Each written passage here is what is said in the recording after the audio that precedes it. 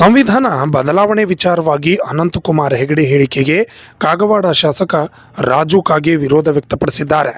ಅವರು ತಾಲೂಕಿನ ಸಿದ್ದೇವಾಡಿ ಗ್ರಾಮದಲ್ಲಿ ಸುಮಾರು 50 ಲಕ್ಷ ರೂಪಾಯಿ ವೆಚ್ಚದಲ್ಲಿ ನಿರ್ಮಾಣವಾಗುತ್ತಿರುವ ಬಂದರು ಕಾಮಗಾರಿಗೆ ಚಾಲನೆ ನೀಡಿ ಮಾಧ್ಯಮದವರ ಪ್ರಶ್ನೆಗೆ ಮಾತನಾಡಿ, ಸಂವಿಧಾನ ಬದಲಾವಣೆ ಯಾರಿಂದಲೂ ಸಾಧ್ಯವಿಲ್ಲ.